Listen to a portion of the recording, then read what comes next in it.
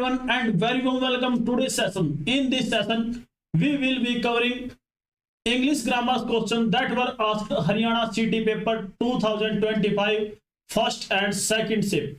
Let's see the first question. Despite the thunderstorm, the old man remained seated on the porch. Despite के बावजूद thunderstorm होता है तूफान के बावजूद द ओल्ड मैन जो बूढ़ा व्यक्ति था रिमेन्ड सीटेड बैठा रहा ऑन द पोर्च होता है बरामदे में बैठा रहा स्टेरिंग इनटू द डिस्टेंस और कुछ ही दूरी पर वो किसी चीज को घूर रहा था देख रहा था। स्टेरिंग मींस होता है घूरना। Rain lashed the ground around him जो बरसात थी उसके चारों तरफ मतलब जहां पे बरामदे में बैठा था उसके चारों तरफ बरसात बहुत जबरदस्त हो रही थी। बट ही डिडंट फ्लिंच लेकिन उस पर थोड़ा सा भी प्रभाव नहीं हुआ। His eyes cloudy with age जो उसकी आंखें थी आयु के अनुसार वो धुंधली हो चुकी थी। Fixed on something far beyond the horizon. Fixed का मतलब वो ठहर गई थी होरिजोन पर कुछ ही दूरी पर। Something only he could see कुछ ऐसी चीज थी जिसको कुछ ऐसी चीजें थी जिनको वो देख सकता था। द स्टॉर्म वाज लाउड जो तूफान था वो बहुत ही तेज था। बट वट एवर देखिए बहुत अच्छी लाइन है। But what ever accord in his mind was louder. तूफान तेज था लेकिन जो उसके मन के अंदर चला हुआ था वो उससे भी तेज था। अब देखते हैं इससे question. What can be inferred about the man. What can be inferred. Inferred means होता है महसूस होना निष्कर्ष निकालना कि व्यक्ति से आपने क्या निष्कर्ष निकाला है। तो देखिए इसका राइट आंसर होगा he was afraid he didn't notice the storm he was deep in thought he rain. इसका आंसर मिलेगा हमें option C he was deep in thought. वह गहरे विचारों के अंदर खोया हुआ था। Let's see the next sentence. Rewrite the following sentence in a passive voice कि हमें रीराइट करना है किसको जो ये पैसिव वॉइस एक्टिव वॉइस हमें गिवन है इसका हमें क्या बनाना है पैसिव वॉइस बनाना है। तो कैसे बनेगा और इसका बनाने का हमारे पास तरीका है और तरीका क्या है subject plus verb plus object हमारे पास होता है और ये क्या हो जाता है इंटरचेंज हो जाता है। वो यहाँ पे वर्ब का इस्तेमाल होगा ऑब्जेक्ट यहाँ पे आ जाता है सब्जेक्ट यहाँ पे ये हम इस्तेमाल करते हैं। इसके अलावा हम ऐड करते हैं बाय को। क्या ऐड करते हैं बाय को। अब देखते हैं सबसे पहले समवन इज वॉचिंग अस। तो अस का हमें क्या चाहिए सब्जेक्टिव केस चाहिए तो क्या होगा वी। क्या होगा वी और वी के अकॉर्डिंग देखिए यहाँ पे इज है इज समवन के अकॉर्डिंग आया। समवन क्या है सिंगुलर है तो इज यहाँ पे क्या है सिंगुलर है लेकिन हमें वी के अकॉर्डिंग चाहिए तो हम यहाँ पे यूज करेंगे आर वी आर। अब देखिए इस एम आर अगर हमें लगे हुए मिले तो इसके बाद हम बीइंग का इस्तेमाल करते हैं एक्टिव टू पैसिव वॉइस बनाते हुए बीइंग। इसके अलावा यहाँ पे यूज किया जाएगा वर्ब की थर्ड फॉर्म क्या है वॉचिंग वॉच्ड वॉच तो क्या होगी वॉच्ड नेक्स्ट इस्तेमाल होगा बाय और इसके अलावा समवन। अब देखते हैं किस ऑप्शन में ये गिवन है। तो देखिए यहाँ पे है वी वर तो ये नहीं हो सकता। नेक्स्ट है वी बीइंग तो यहाँ पे भी हमारा नहीं हो सकता क्योंकि इससे पहले कोई भी हमें वर्ब गिवन नहीं है। नेक्स्ट है we are being watched by someone तो देखिए we are being watched by someone option C is the right answer. Next है हमारा option D we are watched by someone. तो देखिए इसमें आप इससे देख के ही पता लगा सकते हैं अभी कि कौन सा हमारा आंसर होगा। कैसे लगा सकते हैं तो देखिए पहला तो हमारा ऑप्शन एलिमिनेट हो जाता है क्योंकि यहाँ पे इज एमआर की जगह क्या दिया गया है वर को दिया गया है जो कि हमारा आंसर नहीं हो सकता। नेक्स्ट बात करें बीइंग से पहले कोई ना कोई वर्ब आती है is am are was were आती है तो यहाँ पे गिवन नहीं है तो ये भी हमारा ऑप्शन नहीं हो सकता। We are being watched by someone, तो ये हमारा बिल्कुल ठीक है, ये तो हमने सोल्व कर लिया। वी आर वॉच्ड, तो देखिए यहाँ पे क्या गिवन है, we are watched by someone, लेकिन ये नहीं हो सकता। क्यों नहीं हो सकता? जब इज एम आर के बाद यहाँ पे क्या इस्तेमाल होगा, बीइंग का इस्तेमाल किया जाएगा, तो ये भी हमारा ऑप्शन कट जाता है। तो option C is the right answer. Let's see the next sentence, which of the following is correctly spelled. इनमें से हमें बताना है कि कौन सा वर्ड बिल्कुल स्पेलिंग सही है, कौन सा वर्ड ऐसा है जिसकी स्पेलिंग सही है। तो देखिए, देखते हैं सबसे पहले आई एन ई, इससे बनेगा ये आई एन ई। अब देखिए आई एन ई यहाँ पे है, यहाँ पे है, यहाँ पे है और यहाँ पे भी है। फिर हमें मिलेगा वी आई टी। अब देखिए वी आई टी कहाँ पे है, वी आई टी यहाँ पे है, वी आई डबल टी यहाँ पे है, लेकिन वी के बाद यहाँ पे ए है, तो ये हमारा ऑप्शन कट जाता है। और यहाँ पे वी के बाद क्या है, ए, तो ये भी कट जाता है। वी आई टी और आगे मिलेगा हमें able, A B L E, inevitable. Inevitable क्या होता है, जिसे टाला ना जा सके, अनिवार्य, जो चीज हमारे लिए क्या हो, जरूरी हो, अनिवार्य है। तो देखिए इनविटेबल, तो हमारी स्पेलिंग ये ठीक है, ये गलत नहीं है। क्यों गलत है? क्योंकि यहाँ पे दो टी गिवन है। Inevitable option B is the right answer, right spelling हमारी, जिसका मतलब क्या होता है, जिसे टाला ना जा सके। Fill in the blank with the correct tense, कि हमें एक fill in the blank given है, जो क्या करना है, उसके अंदर हमें टेंस फिल करना है। अब देखिए यहाँ पे, by the time we arrived the show dash starts, will start, has started, had started. अब देखिए यहाँ पे अगर आपको वर्ब की फॉर्म के बारे में पता है तो आप टेंस का अंदाजा लगा सकते हैं कि यहाँ पे कौन सा टेंस पूछा गया है। तो देखिए यहाँ पे गिवन है वी अराइव्ड, कि हम पहुंच गए थे। अराइव्ड कौन सी फॉर्म है, V2, क्या है, वर्ब की सेकंड फॉर्म है। तो देखिए यहाँ पे कैसे पता चलेगा कि ये आएगा या ये आएगा या फिर ये, तो इससे पता चलता है वर्ब की फर्स्ट फॉर्म के साथ एस और यस एकमात्र टेंस हमारे पास, वो कौन सा है, प्रेजेंट इंडेफिनिट, जिसको हम सिंपल भी कहते हैं, उसके अंदर लगती है। तो ये देखिए पास्ट में, और ये क्या है, प्रेजेंट इंडेफिनिट में है, तो ये का ऑप्शन कट जाता है हमारा। नेक्स्ट है हमारा बी, विल स्टार्ट, फ्यूचर की बात है, लेकिन टेंस यहाँ पे क्या शो कर रहा है, पास्ट को शो कर रहा है, तो हमारा ये ऑप्शन भी कट जाता है। अब देखिए यहाँ पे क्या, हैज स्टार्टेड, और यहाँ पे क्या, हैड स्टार्टेड।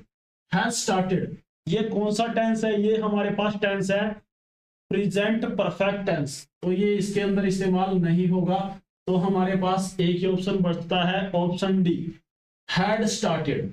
तो यहाँ पे क्या होगा, हैड स्टार्टेड इस्तेमाल होगा। Option D is the right answer. तो इस तरीके से अगर आपको वर्ब की फॉर्म्स की पहचान है तो इस तरीके के क्वेश्चन आप बहुत ही आसानी के साथ सोल्व आउट कर सकते हो।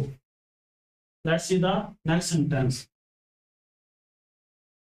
in which sequence should the following sentences be arranged to form a cohesive passage। तो हमें चार यहाँ पे लाइनें गिवन है, जो हमें क्या करनी है, सीक्वेंस वाइज अरेंज करनी है। क्या करनी है, सीक्वेंस वाइज अरेंज करनी है। सबसे पहले इनके ऑप्शंस पे नजर डालें, 3, 2, 1, सेकंड। तो देखिए सबसे पहले क्या है, सेकंड से चेक करते हैं। अभी किसे चेक करेंगे, सेकंड से, क्योंकि यहाँ पे दो ऑप्शन एलिमिनेट हो जाएंगे आसानी से। His parents encouraged him to try again. He failed the mathematics test. He studied hard for the next one. Eventually he passed with good marks। तो देखिए बिल्कुल आसान पैराग्राफ यहाँ पे गिवन है, जो लाइनें गिवन है यहाँ पे।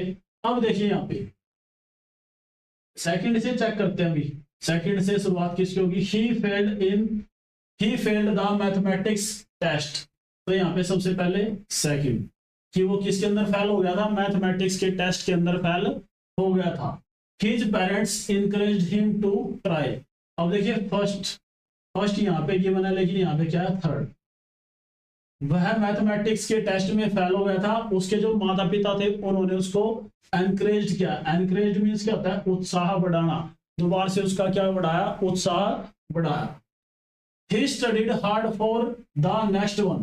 तो अभी देखिए यहाँ पे क्या है, थर्ड आया है।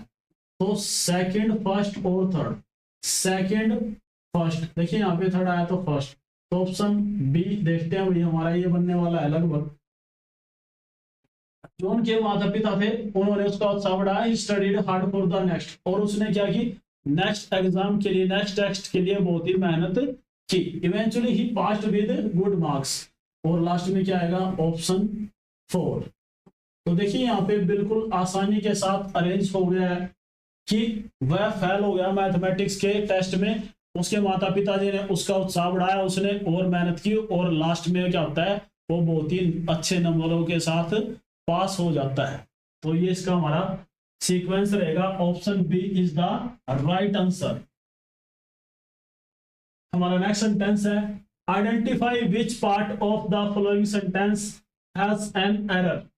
तो हमें एक सेंटेंस को 4 पार्ट्स के अंदर डिवाइड करके दिया हुआ है, तो इसको देखते हैं कैसे सोल्व करते हैं। If I was you I would not ignore the warning at any cost.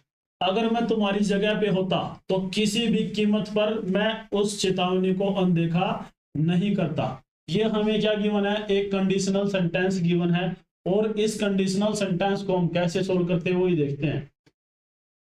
If I was you, तो देखिए एरर कहां पे है, पहले ही पार्ट्स के अंदर एरर है, तो इसके अंदर क्या इस्तेमाल होगा, इफ आई वर, वाज की जगह क्या इस्तेमाल होगा, if I were, if I were you I would not ignore the warning at any cost. तो यहाँ पे बताना चाहता है कि अगर मैं तुम्हारी जगह पे होता, जब भी हाइपोथेटिकल कंडीशन के सेंटेंस होते हैं, जैसे if I were A bird I would fly in the sky, तो इस तरीके के सेंटेंस होते हैं, उसमें आई के साथ क्या इस्तेमाल होता है, वर का इस्तेमाल हम करते हैं। तो option A is the right answer. Let's see the next sentence, which of the following best describes the phrase throw in the towel।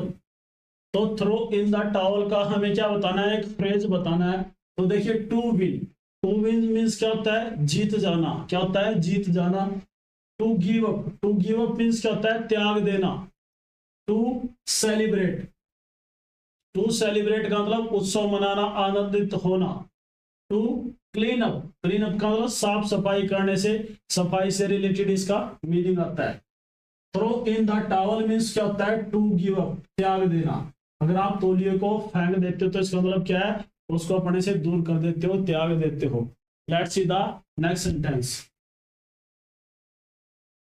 Change the following sentence into direct speech. हमारे पास नरेशन का एक sentence given है, उसको हमें change करना है। She asked me if I was fine. तो देखिए इसको ऑप्शन चेक करते हैं, बहुत ही आसान गिवन है, और अगर आपने ऑप्शन को अच्छे से देखा है, अगर आपने ऑप्शंस को बहुत ही अच्छे से देखा है, तो ये सोल्व करना बिल्कुल आसान है। कैसे, देखिए सी आस्क्ड मी, देखिए ये देखने की भी जरूरत नहीं है, यही से सोल्व हो जाएगा, इससे इतने में ही सोल्व हो जाएगा। ये कैसे होगा, अब देखिए अभी, she asked me, she asked, she said और सी आस्क्ड। देखिए यहाँ पे क्या है, आस्क्ड मी, यहाँ पे देखिए she asked me, she asked, she said और सी आस्क्ड। देखिए यहाँ पे ऑब्जेक्ट है, और लेकिन यहाँ पे ऑब्जेक्ट एक में है, यहाँ पे ऑब्जेक्ट नहीं है, यहाँ पे भी नहीं है, और यहाँ पे भी नहीं है, तो इसी से सोल्व हो जाता है। लेकिन एक और तरीका है अभी यहाँ पे चेक करने का, क्या है, अगर हमारे पास नरेशन के अंदर इज एंड आर है, तो उसको हम चेंज किस में करते हैं, वॉज या फिर वर के अंदर चेंज करते हैं। फिर दूसरे तरीके से हम चेक कर सकते हैं, कैसे कर सकते हैं, हमारे पास एक फॉर्मूला आता है SOM, first person, second person और third person. First person change होता है सब्जेक्ट के अकॉर्डिंग, सेकंड पर्सन चेंज होता है ऑब्जेक्ट के अकॉर्डिंग, और जो थर्ड पर्सन होता है वो रहता है नो चेंज। क्या रहता है, नो चेंज। अब देखिए यू क्या है, यहाँ पे हमारे पास सेकंड पर्सन है, और ये चेंज हो किसके अकॉर्डिंग होता है, ऑब्जेक्ट के अकॉर्डिंग। यू का जब हम कंपैरिजन किसके साथ करेंगे, मी के साथ हम इसका कंपैरिजन करेंगे, तो इसका सब्जेक्टिव केस यहाँ पे निकल के आएगा आई। क्या आएगा, आई। तो इस तरीके से हम इसको बहुत ही आसानी के साथ सोल्व कर सकते हैं। तो option A is the right answer. Let's see the next sentence. What is the antonym of ambiguous? Ambiguous means क्या होता है? एम्बिगुअस दोहरी सोच वाला, जिसका मतलब अर्थ रहता है दो से, कहीं ना कहीं इसका मीनिंग किससे रहता है? दो से। एम्बी मीन्स क्या होता है? बोथ। देखिए यहाँ पे एक रूट वर्ड गिवन है एम्बी, क्या है इसका? कहीं ना कहीं मीनिंग रहता है बोथ से, बोथ से कनेक्टेड है। बोथ मीन्स क्या होता है? दो, दो या दो से अधिक। अब देखिए ये क्या होता है? दो या दो से अधिक इसका मीनिंग रहता है।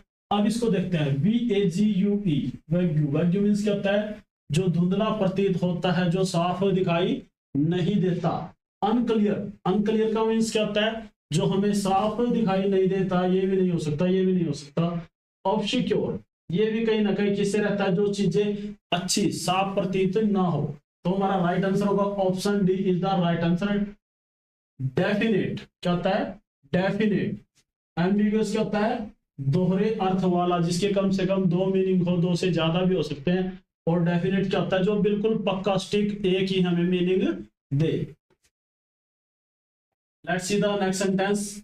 Which of the following describe a person who speaks many languages? सबसे पहले हमारा ऑप्शन ए है बाइलैंग्वल। बाइलैंग्वल मीन्स क्या होता है? जो दो या दो से अधिक भाषाएं बोल सकता हो, जो दो या दो से भाषाएं अधिक बोल सकता हो या फिर जानता हो, ये कहलाता है। तो ऑप्शन ए हमारा नहीं हो सकता। मोनोग्लोट, मोनोग्लोट, मोनो भी हमारे पास एक रूट वर्ड होता है। मोनो मीन्स क्या होता है? एक, जो एक ही भाषा बोल सकता हो। तो ये भी हमारा ऑप्शन नहीं हो सकता।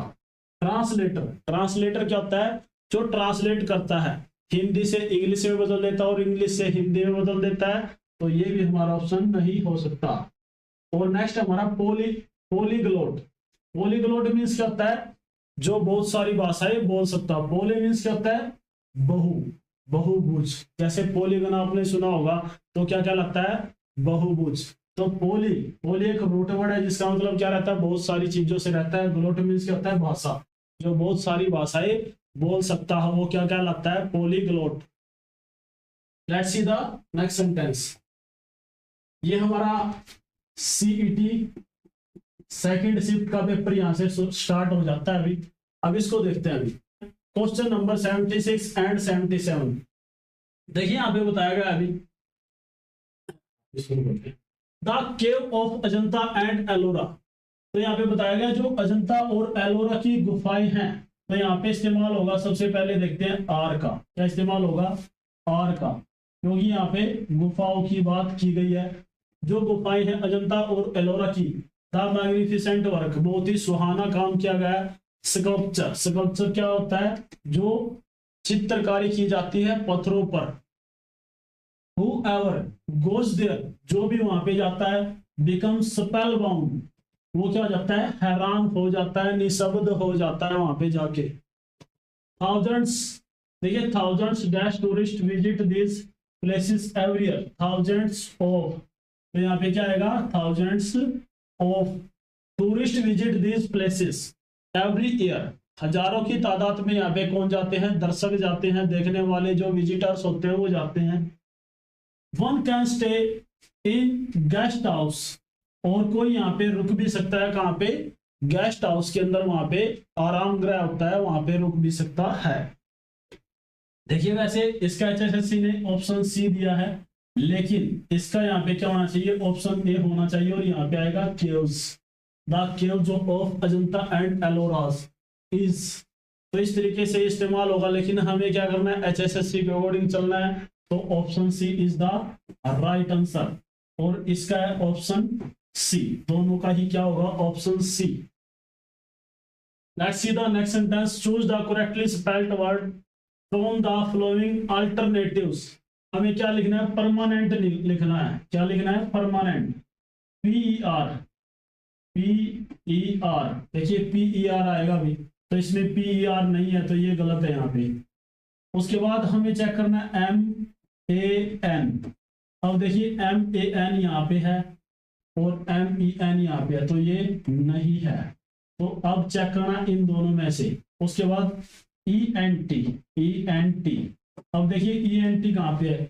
ENT यहाँ पे है और ENT यहाँ पे नहीं है। तो परमानेंट क्या होता है, जो वहां का वास्तविक निवासी हो। क्या होता है, जो परमानेंट हो, वास्तविक निवासी हो, रियल निवासी हो किसी जगह का, तो यहाँ पे क्या आएगा, permanent, PERMANENT।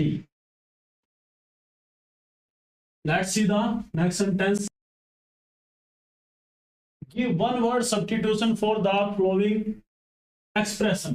A period of 10 years, एक 10 सालों का जो समूह होता है उसको क्या कहते हैं, तो उसको कहते हैं, देखते हैं ऑप्शन के अकॉर्डिंग, डिकेड्स। क्या कहते हैं, डिकेड्स कहते हैं। जो 10 सालों का समूह होता है, समय होता है, उसको क्या कहते हैं, डिकेड कहते हैं। सेंचुरी, सेंचुरी के अंदर क्या होता है, 100। क्या होता है, 100। कवैलरी, कवैलरी मीन्स क्या होता है, गुड सैनिक। क्या होते हैं, गुड सैनिक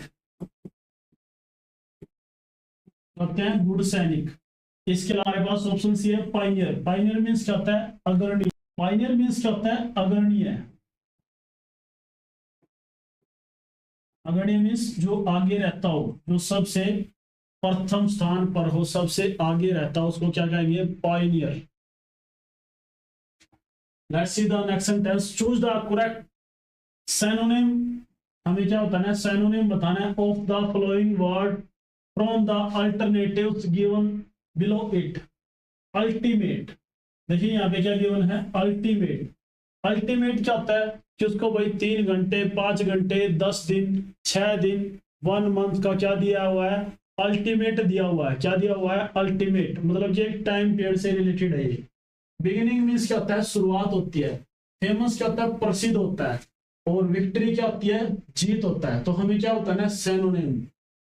देखिए मैंने यहाँ पे बताया अभी अल्टीमेट। अल्टीमेट मीन्स क्या होता है, किसी को कोई पक्की चीज बताना या देना। तो ये क्या होता है, फाइनल होता है। Option see the right answer, कि 5 दिन 10 दिन का उसको क्या दिया है, अल्टीमेट दिया था, जो क्या होता है, फाइनल होता है।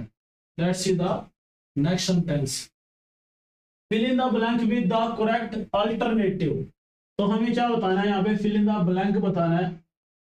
I dash for my pen, have you seen it. तो देखिए इसको सोल्व करना बिल्कुल आसान है। अगर आप इसका हिंदी मीनिंग निकालेंगे कि मैं अपना पेन, जो मेरा पेन है मैं उसको ढूंढ रहा हूं, वो कहीं खो गया है, आपने उसको देखा है, have you seen it. I am looking for my pen, मैं अपने पेन को ढूंढ रहा हूं, आपने उसको देखा है। तो देखिए इस तरीके की सेंस आती है, विल लुक। तो ये क्या है, विल। विल का इस्तेमाल कहाँ पे होता है, फ्यूचर टेंस में। कहाँ पे होता है, फ्यूचर टेंस में। तो हमारा ऑप्शन ये गलत हो जाता है। लुकिंग, देखिए वर्ब की फर्स्ट फॉर्म के साथ आईएनजी, ये अकेली नहीं आती है। इससे पहले क्या आता है, इससे पहले हम लगाते हैं अभी इस, एम, आर या फिर गोज वर्ड। उसके इसके बगैर ये अकेली नहीं आती है। तो यहाँ पे लगी हुई नहीं है, इसे हमारे इसके पहले नहीं है, ना ही यहाँ पे है, तो ये भी हमारा ऑप्शन एलिमिनेट हो जाता है। लुक ये इसके साथ आ जाता है, लेकिन यहाँ पे इसकी सेंस नहीं निकलती जो इससे निकलती है, क्योंकि रहा है या फिर रहा हूं, तो इस तरीके की जब सेंस निकलेगी, I am looking for my pen, मैं अपने पेन को ढूंढ रहा हूं। लुकिंग फॉर मीन्स क्या होता है, ढूंढना। हैव यू सीन इट, क्या आपने उसको देखा है। तो इस तरीके की सेंस यहां से निकल के आएगी। Option D is the right answer. Let's see the next sentence.